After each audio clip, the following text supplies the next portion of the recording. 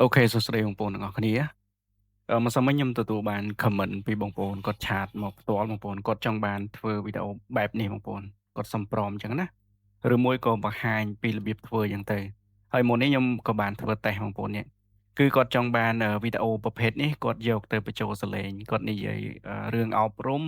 ផ្សេងឬក៏គាត់ដាក់ relaxing music ឬក៏ចម្រៀងសេតអីទៅហើយគាត់បានបញ្យល់ប្រាប់ខ្ញុំអញ្ចឹងណាហើយខ្ញុំក៏បានធ្វើវីដេអូប្រភេទនេះ តិចទៀតខ្ញុំនឹងបន្ទាប់ពីធ្វើរួចរាល់ខ្ញុំនឹងផុសចូលទៅក្នុង YouTube Channel របស់ខ្ញុំហើយគាត់នឹងធ្វើការមើលឬក៏រៀនធ្វើតាមអញ្ចឹងទៅបងប្អូនហើយវីដេអូប្រភេទនេះគឺខ្ញុំបានធ្វើ2វីដេអូផ្ញើទៅគាត់ដំបូងគឺគាត់ធ្វើលក្ខណៈវីដេអូនិយាយបែបអប់រំផ្សេងៗអញ្ចឹងទៅគឺល្អមែនទែនបងប្អូនហើយមួយទៀតក៏ដាក់ចម្រៀងដែលលក្ខណៈបែបសេតអញ្ចឹងទៅបងប្អូនហើយព្រមក៏ខ្ញុំត្រៀមរួចរាល់នៅក្នុងនេះព្រមបងប្អូននេះហើយខ្ញុំបាន save ធ្វើតេស្ត2-3វីដេអូដែរបងប្អូននៅក្នុងនេះនេះបងប្អូននេះអាយ៉ា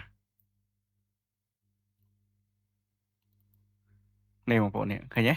គឺវីដេអូស្អាតៗមែនទែន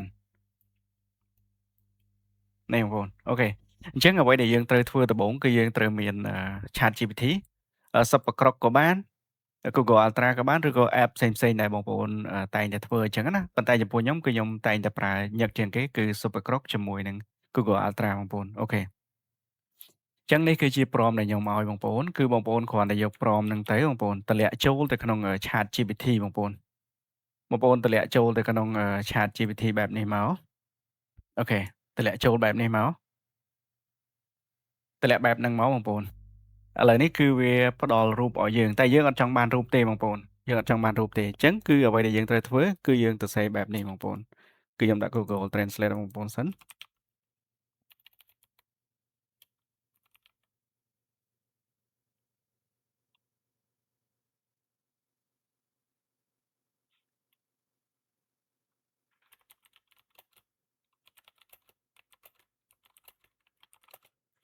អូខេអញ្ចឹងអ្វីដែលយើងត្រូវទៅសេគឺឲ្យវាផ្ដល់ឲ្យយើងបន្ថែម2-3ទៀតផ្ដល់បន្ថែមនេះ A few more ហ្នឹង2-3ទៀតផ្ដល់ឲ្យយើង2-3បន្ថែមទៀតអញ្ចឹងណាអូខេអញ្ចឹងគឺយើងដាក់កន្លែងនេះមកអានេះទី2អូខេអញ្ចឹងយើងយកអាហ្នឹងដាក់មកក្នុង ChatGPT បែបនេះបងប្អូនបែបនេះ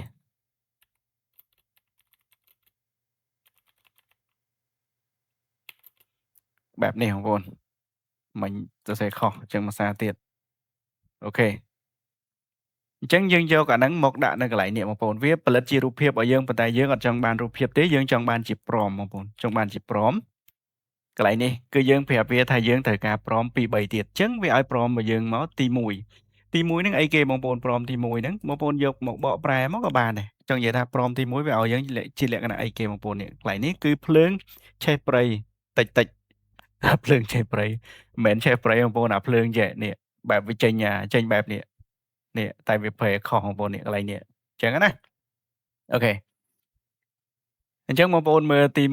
1ទី2ទី3ទី4ទី5វាឲ្យយើងរហូតទៅដល់5 prompt បងប្អូនអូខេអញ្ចឹងយើងយក prompt ទី1មកធ្វើតេស្តសិនបងប្អូន prompt ទី1ខ្ញុំលុបអានេះចោលអស់សិនបងប្អូនចាំតិចខ្ញុំធ្វើការលុបអស់សិនព្រោះនៅក្នុងនេះក៏វានៅជាប់ទៀតបងប្អូនយើងចូលទៅលុបអឺលុបអស់សិន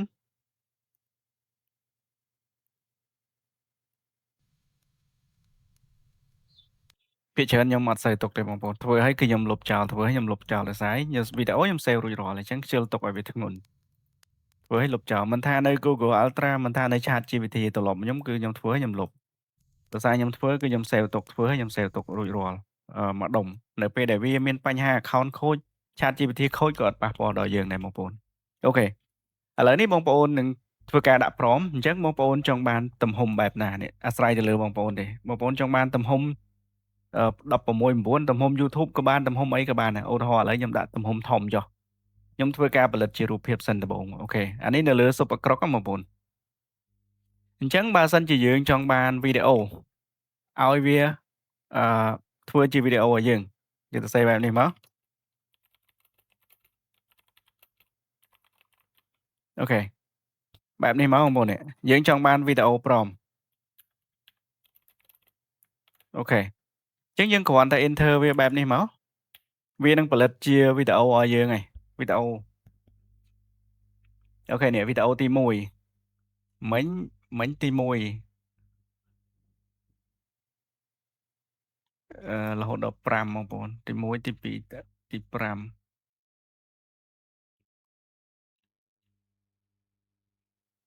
Facebook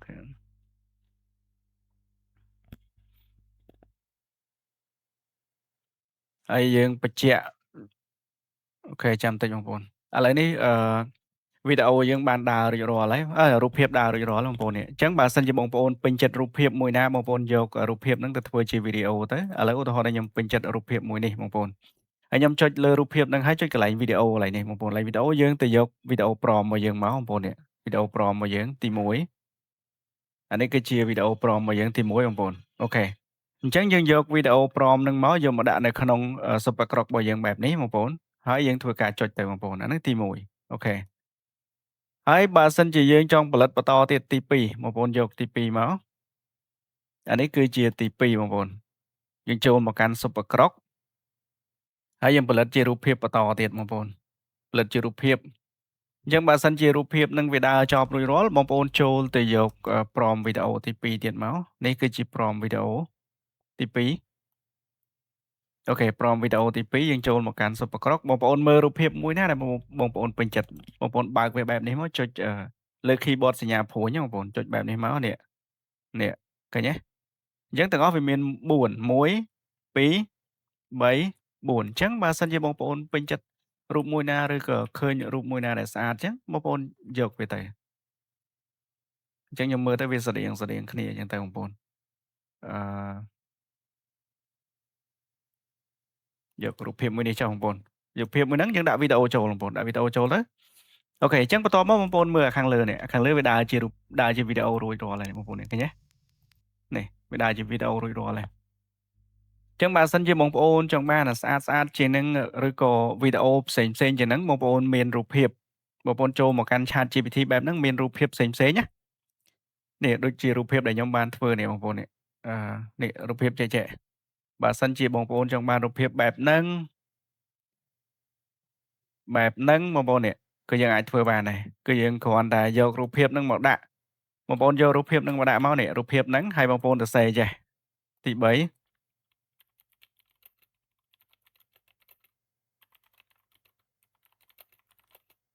យើងចង់បានព្រមប្រភេទបែបហ្នឹងប៉ុន្តែមិនមែនព្រមហ្នឹងដដែលណាមិនមែន copy ណាគ្រាន់តែយករបស់គេយកមកធ្វើ simple គឺយើងចង់បានព្រមបែបហ្នឹងដែរបងប្អូនអូខេអាហ្នឹងទី4គឺយើងយករូបភាពគេមកទី4ណារូបភាពគេមកបងប្អូនគ្រាន់តែដាក់ព្រមហ្នឹងចូលទៅគឺវាទៅសេព្រមឲ្យយើងហើយបងប្អូនសេព្រមឲ្យថ្មីឲ្យយើងហើយគឺមិនមែនបែបហ្នឹងទេបងប្អូនក៏វាស្តៀងហ្នឹងបងប្អូនចាំមើលខ្ញុំយកមកដាក់នៅក្នុងនេះអូខេឥឡូវខ្ញុំធ្វើការ save វីដេអូនេះទុកមួយសិន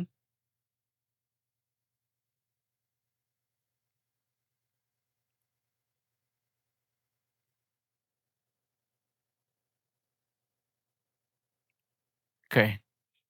នេះបងប្អូនឃើញទេវាចេញរូបភាពមកបែបលក្ខណៈទេសភាពបែបនេះអញ្ចឹងបើសិនជាយើងចង់បន្ថែមអីគេថែមកៅអីគេថែមម្ហូបអាហារអាំងសាច់អីនៅក្បែរហ្នឹងក៏បានដែរបងប្អូនឥឡូវយើងធ្វើការផលិតលក្ខណៈវីដេអូមួយសិនយើងយកអាព្រមហ្នឹងដដែលមកក៏បានដែរបងប្អូនព្រមហ្នឹងណាព្រមហ្នឹងដដែលមកយកដាក់លក្ខណៈឧទាហរណ៍ថារូបនេះចុះអូខេយើងយកព្រមហ្នឹងដដែលមកដាក់ក៏បានដែរបើសិនជាបងប្អូនពេញចិត្តឬក៏ចូលចិត្តរូបអីផ្សេងៗឧទាហរណ៍ថាឥឡូវមានរូបភាពមួយកណ្ដោទៀតនៅក្នុងនេះអញ្ចឹងណាខ្ញុំធ្វើនេះមានលក្ខណៈបែបនេះក៏បានអញ្ចឹងបើសិនជាបងប្អូនចូលចិត្តរូបបែបហ្នឹងក៏បងប្អូនអាចធ្វើបានដែរសរសេរអាទី3នេះបងប្អូនអាទី4នេះបងប្អូនទី4ដាក់រូបភាពហើយសរសេរអាទី4ហ្នឹងទៅបងប្អូនតិចទៀតខ្ញុំនឹងបន្ទាប់ពីធ្វើហើយខ្ញុំដាក់នៅក្នុង YouTube description បងប្អូន YouTube description ណាបងប្អូនអាចចូលទៅមើលបានអូខេឥឡូវបន្តមកទៀតនៅក្នុងនេះគឺវាមាន4ឲ្យយើងអញ្ចឹងបើសិនជាបងប្អូនចង់បានមួយណាបងប្អូនអានេះលក្ខណៈមាត់សមុទ្រអានេះលក្ខណៈផ្សេងទៅអូខេឥឡូវខ្ញុំដាក់អានេះមួយទៀតខ្ញុំដាក់អាហ្នឹងមួយទៀតធ្វើតេស្តឲ្យបងប្អូនមើលអានេះយើងដាក់ចឹងហើយយើងមានវីដេអូផ្សេងគ្នាហើយឬមួយក៏យើងដាក់ តដែលក៏បានពុតដោយសារអីគឺខ្ញុំចងរួចរាល់ហើយនេះគឺលក្ខណៈកាមេរ៉ានៅម្ដុំវាអត់វិលទេបងប្អូនវាមានចលនាតែភ្លើងទេអញ្ចឹងណាគឺនៅកន្លែងនេះបងប្អូននេះកាមេរ៉ា static វាអត់វិលទេបងប្អូនតាណាបាទបងប្អូនរមឃើញទេអូខេឥឡូវបន្ទាប់មកទៀតបងប្អូនចាំមើលឯណាវីដេអូមិញនេះបងប្អូនវីដេអូនេះបែបនេះបងប្អូនបើសិនជាបងប្អូនធ្វើលក្ខណៈ relaxing ឬក៏និយាយអឺដាក់ចម្រៀងសេសឬមួយក៏និយាយអប់រំអីផ្សេងៗបងប្អូនអាចប្រើវីដេអូប្រភេទនេះបានបងប្អូនមិញដូចជាដាក់វីដេអូមួយដែរមិញតាណាបាទ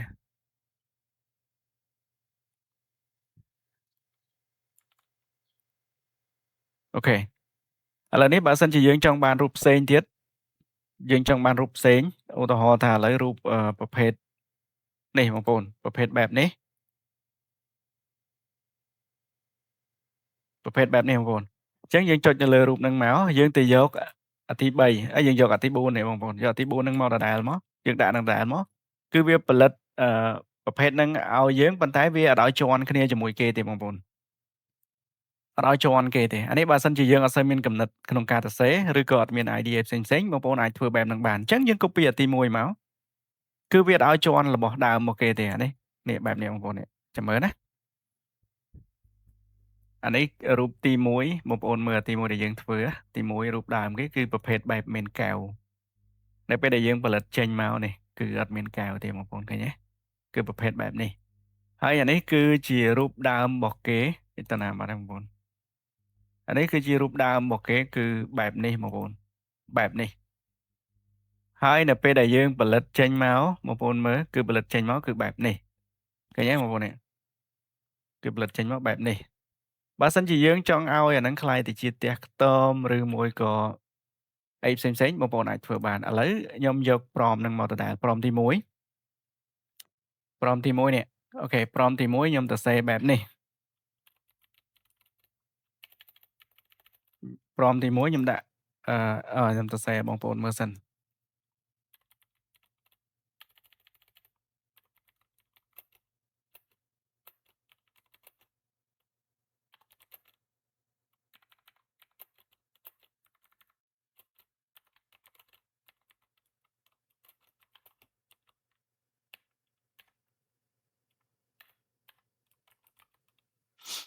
អូខេអញ្ចឹងបើសិនជាយើងចង់បន្ថែមផ្ទះកញ្ចាស់មួយនៅក្បែរហ្នឹងអញ្ចឹងណាបងប្អូនអូខេអញ្ចឹងថែមផ្ទះម្ចាស់មួយបងប្អូនសរសេរតែពាក្យហ្នឹងមកនេះបងប្អូននេះសរសេរបែបហ្នឹងមកនេះដូចខ្ញុំដាក់តាមលំដាប់តាមលំដោយបងប្អូនមើលតាមហ្នឹងទៅអូខេអញ្ចឹងខ្ញុំគ្រាន់តែសរសេរបែបហ្នឹងមកខ្ញុំ copy អាប្រមទី1មិញនេះមកបងប្អូននេះ copy ប្រមទី1មិញមកដាក់បែបហ្នឹងមកខ្ញុំចុចពាក្យ enter ទៅបងប្អូនបើសិនជាវាឲ្យរូបភាពបងប្អូនអត់យកទេបងប្អូនយកប្រមនេះឃើញទេនេះខ្ញុំត្រូវការប្រមខ្ញុំអត់ត្រូវការរូបភាពទេខ្ញុំចុចបិទចោលនេះ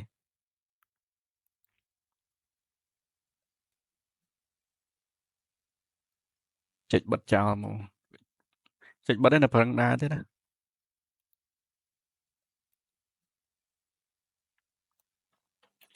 refresh វាមួយអូខេអញ្ចឹងបន្ទាប់មកបងប្អូនដាក់ប្រមនឹងចូលទៅវិញទៅបងដាក់ប្រមនឹងចូលទៅវិញទៅ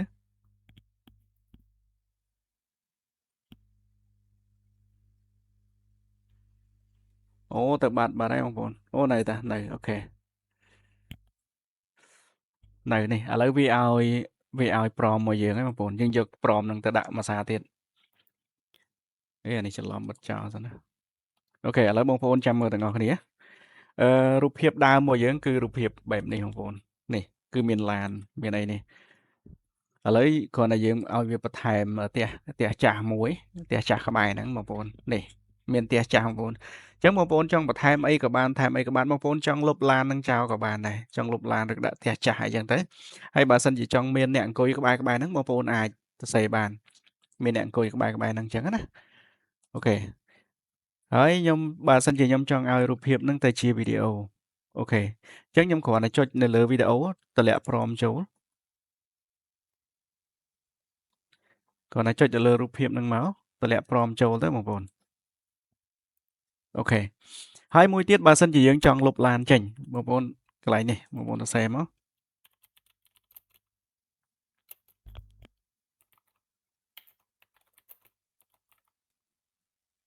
នេះបងប្អូនគឺយើងត្រូវដកឡានចេញឧទាហរណ៍ដកឡានចេញហើយចង់បន្ថែមបន្ថយអីបងប្អូនសរសេរភាសាខ្មែរក៏បានដែរChat GPT វាស្គាល់ភាសាខ្មែរអីទេខ្ញុំអត់សរសេរដោយសារអីkeyboard របស់ខ្ញុំនេះវាអលងសេភាសាខ្មែរបាត់ដៃបាត់ជើងអញ្ចឹងទៅខ្ញុំមិនទាន់បានដូរ keyboard មួយទៀតនៅចិត្តហ្នឹងដែរអត់ទាន់បានដូរបងប្អូនកន្លែងនេះគឺយើងលុបឡានចេញបងប្អូនឧទាហរណ៍លេងចូលមកបែបហ្នឹងមកបងប្អូនសរសេរបែបនេះមកអូខេបងប្អូនគ្រាន់តែយកព្រមទី1ហ្នឹងយកមកដាក់ភាសាទៀតមកបងប្អូនព្រមទី1យកមកដាក់ភាសាទៀតមកបងប្អូនចាំមើលគឺបាត់ឡានតែម្ដងបងប្អូននៅកន្លែងហ្នឹងណាហើយបងប្អូនចង់កែច្នៃរូបភាពអីផ្សេងៗដែលយើងបានពីគេមកយកមកកែច្នៃខ្លួនឯងបានបងប្អូនតែមិនមែនយកមកទាំងស្រុងទេបងប្អូននេះកន្លែងនេះបងប្អូនឃើញស្អាតមែនតើគឺអត់មានឡានទេនេះបែបនេះបងប្អូននេះឃើញទេគឺអែមមែនតើអញ្ចឹងបើសិនជាយើងចង់ឲ្យរូបនឹងខ្លាយជាវីដេអូបងប្អូនចុចនៅលើនឹងមកប៉ុកចុចវីដេអូមកមួយឃើញទេចង់ឲ្យរូបនឹងខ្លាយជាវីដេអូទៀតបែបនេះមកវីដេអូទៀតនេះឃើញទេចង់បានបែបហ្នឹងទៀតយើងចុចទាំងអស់ចង់បានប៉ុន្មានចុចទាំងប៉ុណ្ណឹងនេះបងប្អូននេះចង់បានប៉ុន្មានចុចទាំងប៉ុណ្ណឹងមកអូខេអញ្ចឹងយើងធ្វើការរងចាំមួយសន្ទុះមកហើយមួយទៀតបើសិនជាយើងចង់បានthumbnail នៅពេលដែលឧទាហរណ៍ថាឥឡូវយើងធ្វើរួចរាល់ហើយយើងចង់បាន thumbnail យើងទៅសេបែបនេះបងប្អូនអានេះ cover បងប្អូននេះបែបនេះ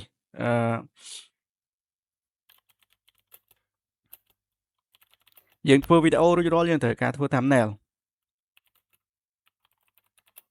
ទំហំប្រហែលទំហំវា9 16 9បងប្អូនទំហំ YouTube បែបនេះហើយចំណងជើងបងប្អូនចង់សរសេរមិនបងប្អូនដាក់ title មុនហ្នឹងគឺខ្ញុំសរសេរភាសាដែរបងប្អូននេះបែបនេះបងប្អូននេះឥឡូវបើសិនជាបងប្អូនចង់បានប្រភេទបែបហ្នឹងមកនេះចំណងជើងបងប្អូននេះចំណងជើងយើងដាក់វីដេអូកំពុងពេញនិយមបងប្អូនដាក់តែប៉ុណ្្នឹងមកនេះដាក់ប៉ុណ្្នឹងមកនេះលុបអានេះចោលឲ្យវាកែច្នៃខ្លួនឯងបែបនេះវីដេអូកំពុងពេញនិយម viral វីដេអូ 10M view បូកអញ្ចឹងណាយើងគ្រាន់តែសរសេរបែបហ្នឹងមកតម្លាក់ប៉ុណ្ណឹងទៅវានឹងធ្វើជានេះបងប្អូនឥឡូវនេះវាឲ្យព្រមមកយើងហើយឲ្យព្រមមកយើងយកព្រមហ្នឹងទៅផលិតវីដេអូយើងផលិតនៅលើ Google Ultra ក៏បាន Gemini Pro ក៏បានមួយណាក៏បានបងប្អូនឥឡូវនេះខ្ញុំចូលទៅផលិត cover ហ្នឹងនៅលើ Google Ultra បងប្អូន Flow AI ខ្ញុំផលិត thumbnail ហ្នឹងនៅលើ Google Ultra បងប្អូនឥឡូវខ្ញុំ copy ព្រម thumbnail ហ្នឹងមកខ្ញុំចូលមកបែបហ្នឹងខ្ញុំចុចកន្លែងលេខបូកនេះបន្ទាប់មកខ្ញុំយកកន្លែងរូបភាព Banana Pro បងប្អូនខ្ញុំយក2រូបទំហំខ្ញុំយក16:9អូខេ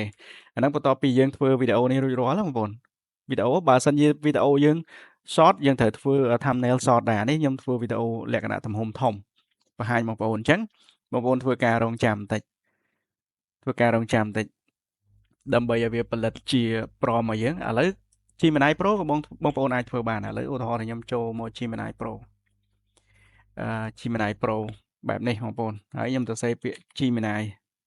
អូខេ Gemini បងប្អូនចូលមកកាន់កន្លែងលេខបូកបងប្អូនចូលមកកាន់កន្លែង create image បងប្អូនតម្លាក់ព្រមនឹងចូលបងប្អូនចុចទៅអូខេអញ្ចឹងកន្លែងនេះវាមាន option ច្រើនបងប្អូនចង់ប្រើមួយណាក៏ប្រើតែ Pro ក៏បានអីក៏បានដែរអូខេឥឡូវបងប្អូនធ្វើការរងចាំបន្តិចទី1គឺយើងមកពិនិត្យនៅលើនេះបងប្អូនឃើញទេកន្លែងនេះគឺវាផលិតវីដេអូឲ្យយើងរួចរាល់ហើយផលិតវីដេអូ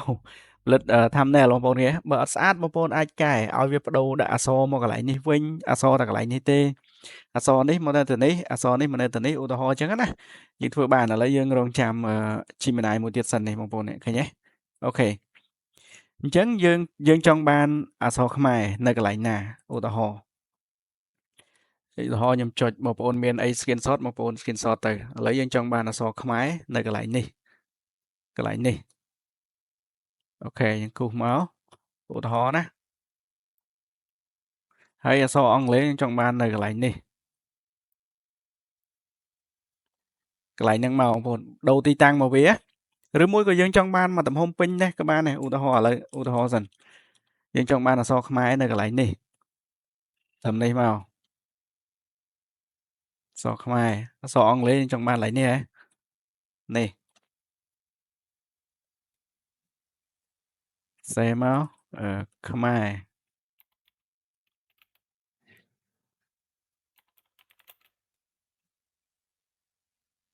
បងប្អូនទៅសេនៅនោះក៏បានទៅសេនៅនេះក៏បានបញ្ជាក់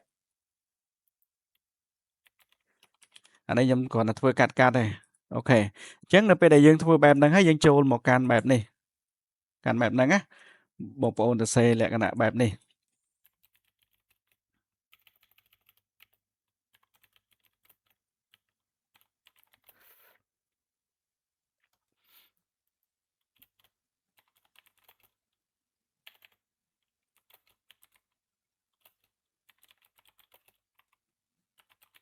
អូខេយើងទៅសេបែបហ្នឹងមកបងប្អូនទៅសេបែបហ្នឹងមកគឺខ្ញុំដាក់តាមលំដាប់លំដោយឯងបងប្អូនមើលទៅបងប្អូនទៅសេបែបហ្នឹងមកដាក់បែបនេះហើយវាមើល ChatGPT វាមើលសញ្ញាព្រួយដែលយើងគូសហើយភាសាខ្មែរនៅកន្លែងនេះភាសាអង់គ្លេសនៅកន្លែងនេះអញ្ចឹងទៅនេះគឺជា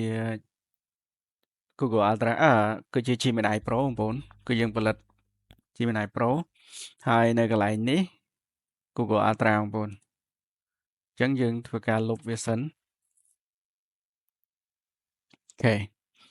ហើយយើងរងចាំ ChatGPT សិនបើសិនជា ChatGPT ឲ្យយើងអត់ចង់បានទេយើងចង់បាន prompt យើងចង់បាន prompt នេះឃើញវាទៅសេឲ្យយើងហ្នឹងបងប្អូនវាទៅសេឲ្យយើងវីដេអូកំពុងពេញនិយមតែវាឃើញអូសបន្ទាត់មិញយើងអូសនេះវាស្មានតែយើងឲ្យដាក់បន្ទាត់អញ្ចឹងណាអញ្ចឹងបើសិនជាយើងចង់ឲ្យវាផ្ញើប្រមមកយើងក៏បានឲ្យវាទៅសេលក្ខណៈថ្មីក៏បានបើសិនជាបងប្អូនចង់បាន style បែបណាបងប្អូន copy style ហ្នឹងមកបែបនេះឧទាហរណ៍ថាឥឡូវខ្ញុំមានរូបភាពមួយដែលខ្ញុំធ្វើឲ្យស្រេចនេះបងប្អូននេះបែបនេះរូបភាពនេះយើងយករូបភាពហ្នឹងមកយើងមកប្រាប់វានេះចង់បាន style បែបហ្នឹងអញ្ចឹងណាឧទាហរណ៍អញ្ចឹងយើងគ្រាន់តែតម្លាក់រូបភាពហ្នឹងចូលមកនេះតម្លាក់រូបភាពហ្នឹងចូលមកយើងដាក់អឺ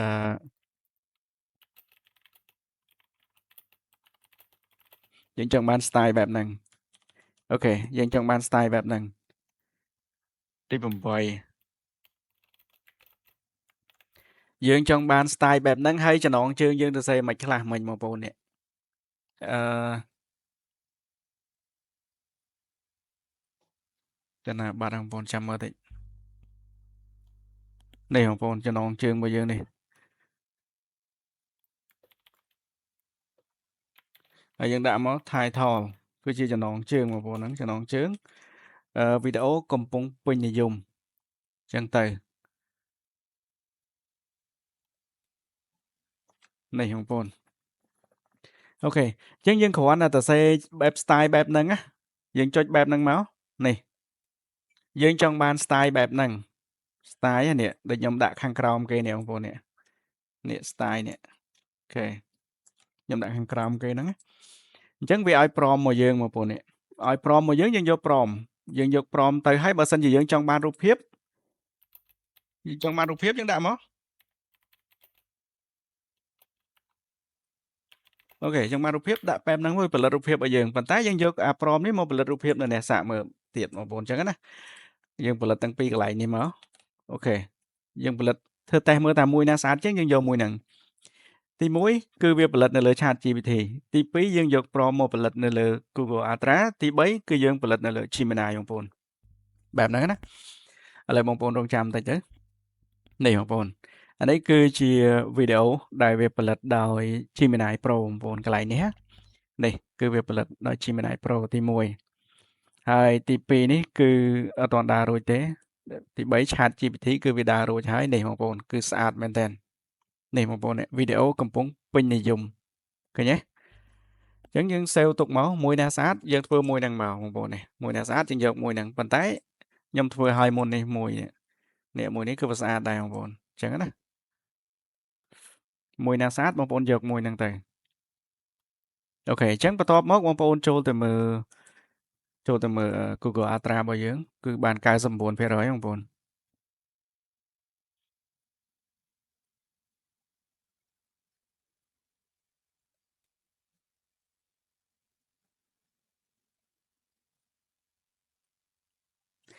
ChatGPT ពេលខ្លះគឺវាសរសេរអក្សរខ្មែរយើងអត់ត្រូវទេបងប្អូនតែ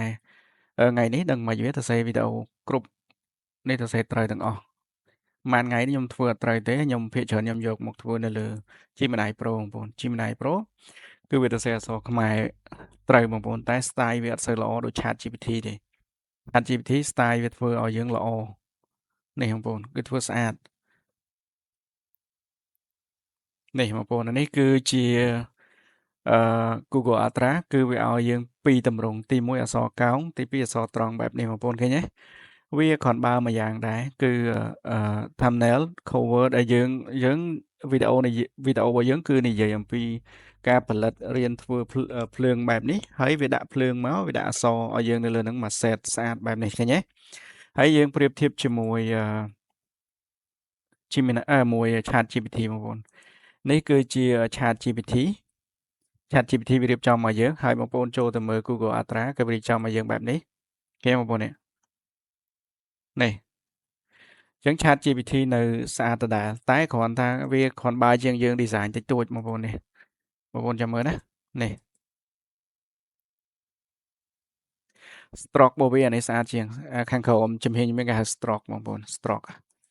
នេះអូខេអញ្ចឹងវីដេអូនេះគឺមានតែប៉ុណ្្នឹងទេសម្រាប់បងប្អូនដែលចង់ចេះបងប្អូនអាចមើលឲ្យចប់ទៅគឺខ្ញុំមានតាមលំដាប់តាមលំដោយនេះបងប្អូនឃើញទេនេះមានតាមលំដាប់ដោយដាក់ឲ្យបងប្អូនទាំងអស់គ្នាអូខេអរគុណច្រើន